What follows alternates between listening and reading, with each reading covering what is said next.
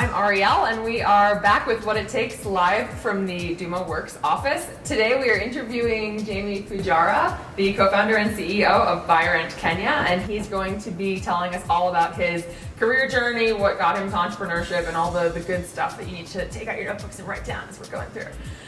So amazing. Jamie, how's it going? It's very good. Thank you guys for having me on the show. Really excited to be here. We're so excited. First of all, fantastic offices. I love this. You guys are doing so well. So big congratulations. Thanks, Jamie. That's amazing. I mean, we're so excited to have you here. Like, we're climbing up slowly, trying to be the best we can, but always room for improvement. But I mean, this is amazing. Like, you're a classic example of somebody who kind of did the career, gained lots of skills, gained lots of insight, and then swept up onto the entrepreneurial journey like snap, snap, snap. So we want to know like what it takes. How did you do it? Tell us the story. Where did you come from? What, tell you the story from the beginning? Yeah, tell us from the beginning. So I was born here. I was born in Nairobi, Kenya. Amazing. I studied here till I was 18. Then I studied in the UK for university. I then lived in Japan, where I was teaching. I lived in New York, where I was studying film, and then working in film. I came back to Kenya to, partake in family business, which is restauranting, and then started Virent Kenya.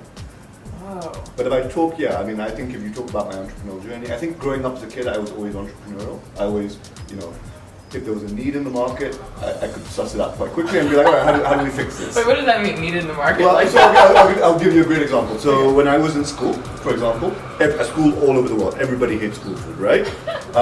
So because we own a restaurant, I used to get food delivered to me. And then I realized everyone hated school food.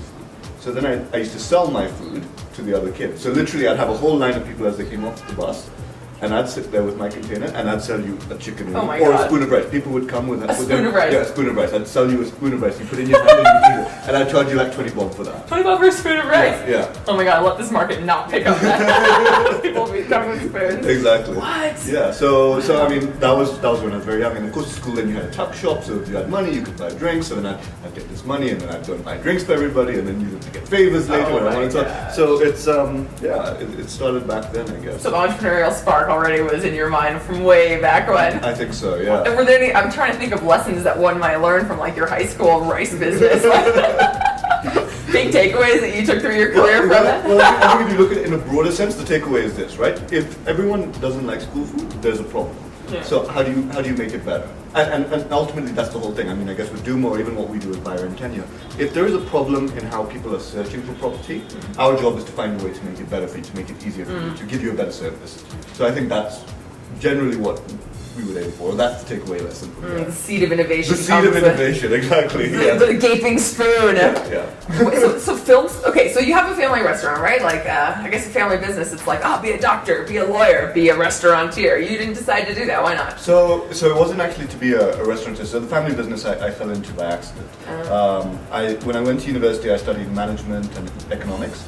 I worked in a bank while I was interning in between my university years.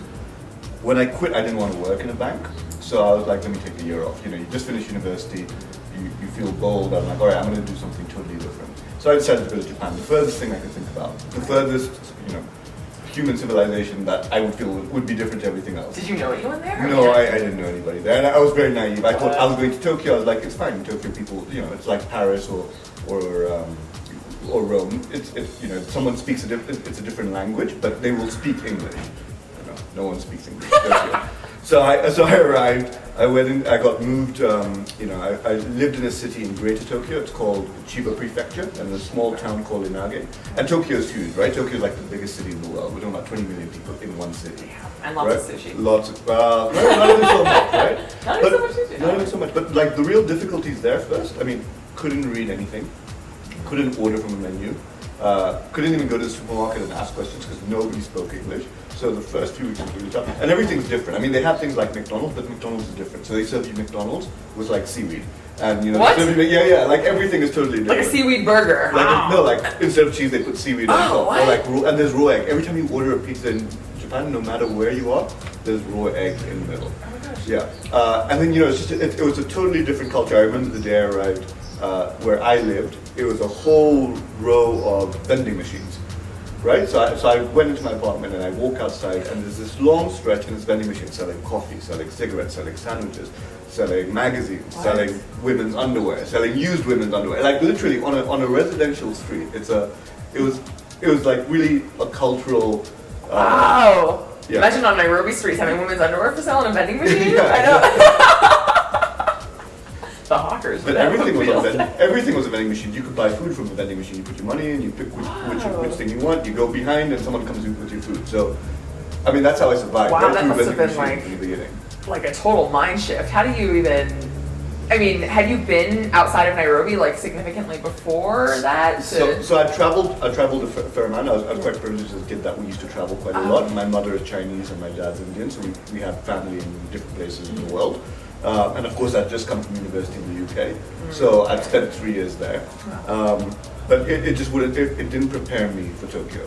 And the first 2 years, I totally not 2 years. I was there for 2 years. The first 2 months, I really struggled.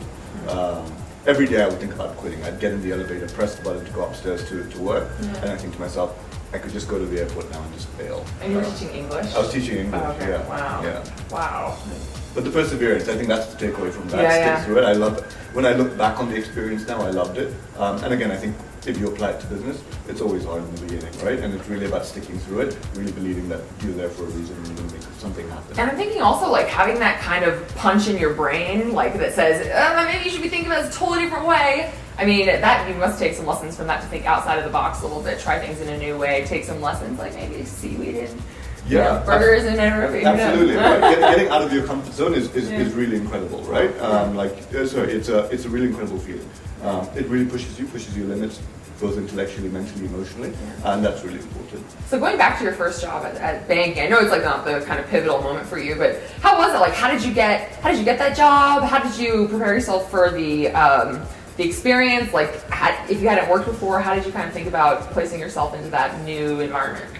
With the bank? Yeah. With the bank. So when I was at university, because I was studying economics and management, the first summer I came back to Nairobi, probably the second summer I wanted to get an internship to set myself up for the third year when I graduate, that I could get a job. So I applied to various banks.